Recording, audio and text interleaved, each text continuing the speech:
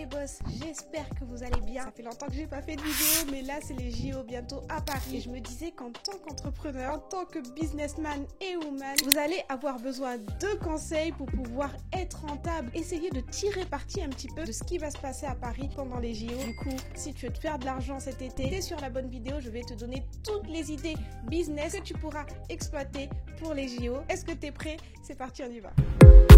Yeah. Yeah. I'm a god. Salut, c'est Mbouik, ta spécialiste marketing préférée. J'espère que tu vas bien. Ça fait longtemps que j'ai pas fait de vidéo. Comme je t'ai dit tout à l'heure, ça fait quasiment 2 mois maintenant. Je suis ultra contente de reprendre. Je suis ultra contente de faire des vidéos. De toute façon, je vais vous faire des vidéos sur mon activité de freelance. Ça me prend un petit peu de temps en ce moment parce que j'ai dû enchaîner les contrats, les missions, etc. Mais franchement, c'est super positif. Mais il fallait pas que je vous oublie. Il fallait pas que je vous oublie pour les JO. Il fallait pas que j'oublie de faire cette vidéo parce que cette vidéo, elle va être ultra importante. Tu ne peux pas rester en France ou à Paris du moins pendant les Jeux Olympiques et ne pas tirer parti de cette opportunité qui pourrait te faire gagner un maximum d'argent. Et je te le dis dans cette vidéo, je vais te donner toutes les idées en fait que tu vas pouvoir exploiter. Elles sont simples, rien de compliqué. On va pas parler de si Paris est prêt ou pas à accueillir cet événement, franchement. Vous connaissez la réponse. En tout cas, vous devez être prêt à tirer parti de cette opportunité. Car oui, il y a des avantages financiers lorsqu'une ville accueille les Jeux Olympiques, mais encore faut-il les connaître.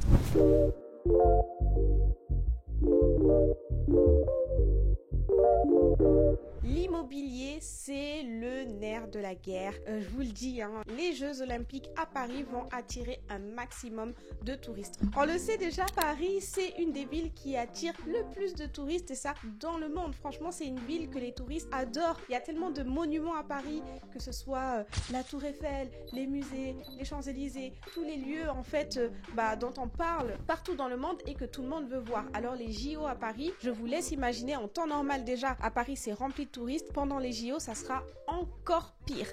Donc, la première chose qui va être ultra rentable pour vous, c'est la location ou la sous-location. C'est déjà vraiment le feu à Paris au niveau de l'immobilier. Tout le monde essaye de louer son logement à des prix qui sont quand même élevés. On parle de x2 ou x3 même dans certains arrondissements de Paris. Donc, si tu as un appart ou si tu connais quelqu'un qui a un appart, c'est exactement pile le moment de faire de la location ou de la sous-location de ton appartement. Il y a des plateformes qui existent comme Airbnb ou Booking, mais en fait, tu peux même utiliser Le Bon Coin pour y inscrire ton logement ou ta chambre. Qui peut louer son logement à Paris pendant les JO?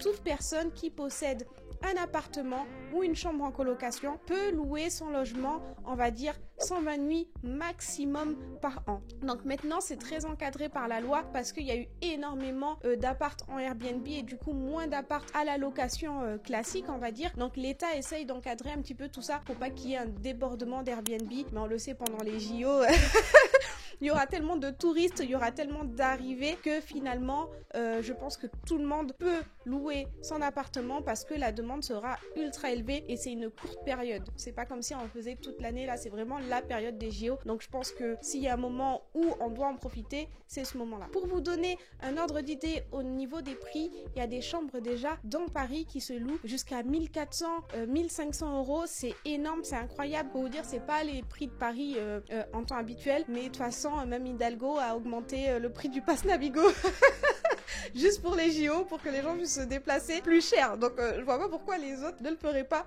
pour les logements.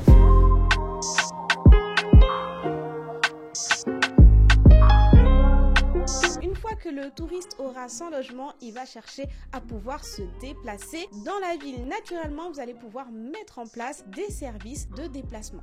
Donc, soit vous êtes Uber, soit vous êtes taxi, et là, à ce moment-là, si vous faites ça toute l'année, il n'y aura pas de problème. Maintenant, si ce n'est pas votre métier en temps habituel, vous allez quand même pouvoir essayer de profiter des JO pour déplacer les touristes d'un point A à un point B. Sachant qu'il y aura des pistes spéciales JO, etc. parce que les gens vont vouloir se déplacer, c'est obligatoire. Donc, à mon avis, ce qu'il faut faire, c'est créer des cartes et les distribuer directement à l'aéroport, proposer un service de chauffeur privé. Comme je vous ai dit, c'est pas quelque chose que vous allez faire toute l'année, mais là, il faut vraiment tirer parti au maximum des Jeux Olympiques. Et je sais que tous ces services autour du transport et des déplacements, ça va valoir vraiment de l'or.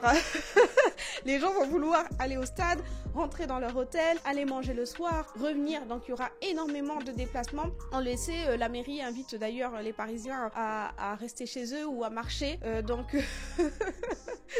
Donc voilà, il y aura des déplacements à prévoir pour les touristes. Et je pense que même la ville veut mettre en avant les touristes, que tout soit confortable pour eux. Et si vous voulez tirer parti de l'événement, pourquoi pas, c'est un service à mon avis qui va vraiment cartonner. Et pareil, vu que c'est pas votre métier, peut-être que vous n'avez pas encore vos statuts, essayez de proposer vraiment vos services sur le Bon Coin ou directement à des touristes en les croisant en gare ou en aéroport. Parce que là, je vous le dis, c'est vraiment une courte période, c'est pendant les JO. Je pense qu'il faut sortir son épingle du jeu et se démarquer sans avoir froid aux yeux, tout simplement.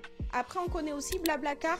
Mais ce qu'il faut se dire avec Blablacar, c'est que même si c'est un site de transport, je ne sais pas si les touristes pourront facilement retrouver nos sites à nous. Tu vois, nous ici on connaît Blablacar, mais un touriste qui arrive, bah lui il connaît Taxi, Uber et il connaît pas forcément Blablacar. Donc justement, même si vous avez votre véhicule référencé sur Blablacar, pensez à ces fameuses cartes de visite. Pour moi, c'est la clé pour avoir des clients. Une autre astuce, vous allez pouvoir, pourquoi pas, louer votre vélo ou votre trottinette. Vous avez un site comme Kiwiz, je vais vous le mettre en description, où vous pouvez louer comme ça un vélo, une trottinette. Comme je vous ai dit, pensez à vos fameuses cartes. Les gens ne connaissent pas forcément ces sites. Même moi, je connais pas tous les sites de particuliers, mais en fait, il existe énormément de sites de particuliers. Donc, tant qu'on n'a pas de carte de visite pour donner une visibilité un peu plus massive, bah, c'est dur d'appâter les clients. Donc, n'hésitez pas à aller démarcher vous-même votre clientèle.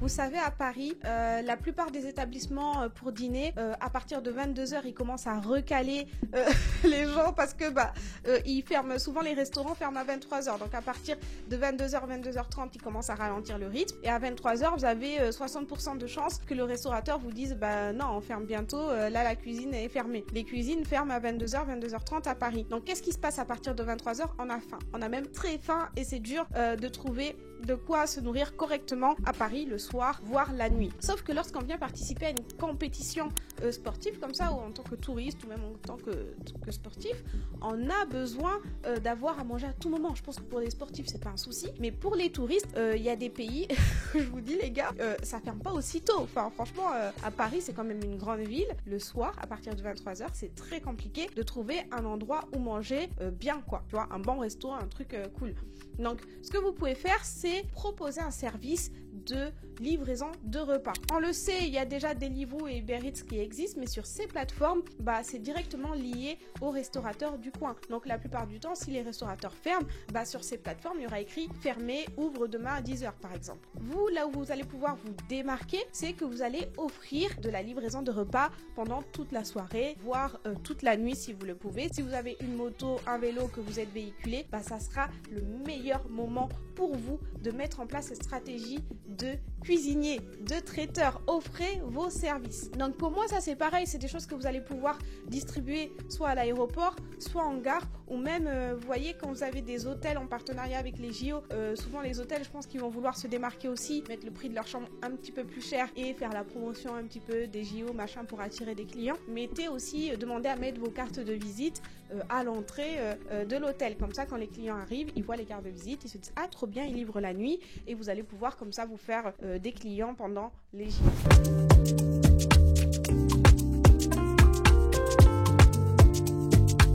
Ensuite, qu'est-ce que veut faire notre touriste? Franchement,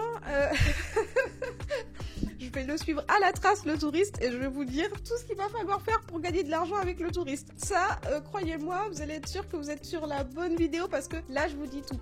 Qu'est-ce qu'il va vouloir faire le touriste? Il a bien dormi, il a bien mangé, il va vouloir, comme je vous ai dit, se balader. Paris, c'est une ville incontournable. Il y a énormément de monuments, de musées, de parcs, de châteaux, de lieux à voir en fait. Et qu'est-ce qu'il va vouloir avoir? Un guide touristique. Offrez vos services de guide touristique. Même si vous ne connaissez pas bien la ville, on va dire qu'il y a des gens qui habitent à Paris et qui ne connaissent pas super bien la ville, vous avez Google Plans, ok? Vous parlez français. Donc potentiellement, renseignez-vous sur les lieux que les touristes vont vouloir le plus visités. Renseignez-vous sur ces lieux et proposez vos services. Et si vous connaissez, c'est encore mieux parce que vous allez pouvoir offrir des services de qualité. Mais en tout cas, tout ce qui va tourner autour d'accompagnement, de guide par rapport aux touristes, je pense que ça va cartonner. Après, un petit conseil, je pense qu'il faudrait maîtriser l'anglais. Les touristes parlent anglais en général. Donc, si vous avez quelques notions en anglais, c'est cool. Après, vous avez maintenant des traducteurs automatiques, mais le fait de parler directement, je pense que c'est un petit peu mieux.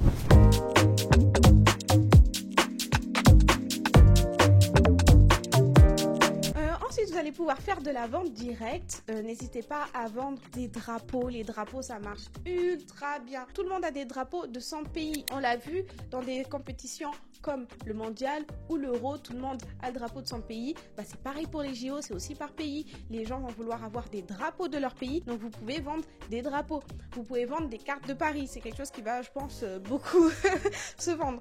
Vous pouvez vendre des t-shirts. Les t-shirts, franchement, c'est super facile à imprimer aujourd'hui sur Internet. Il y a énormément d'endroits où vous allez pouvoir imprimer des t-shirts qui sont liés à tout ce qui est la victoire de son pays ou la promotion de la victoire de son pays, du rayonnement des couleurs de son pays. Donc n'hésitez pas, je pense que c'est quelque chose qui va aussi très très bien marcher. Ensuite, je pense qu'il y a tout ce qui est artistique. Donc si vous savez par exemple faire des portraits, dans la rue pour les touristes, ça fonctionne très très bien. La calligraphie, si vous savez écrire en lettres spécifiques des prénoms ou des phrases, ça c'est des choses qui fonctionnent bien. Je me rappelle quand j'avais été à Dubaï, j'avais essayé de faire mon collier en arabe avec écrit Mboui, mais vu qu'ils avaient jamais entendu ce prénom et cette sonorité, bon, ils ont écrit un truc, mais je crois que c'était pas Mboui.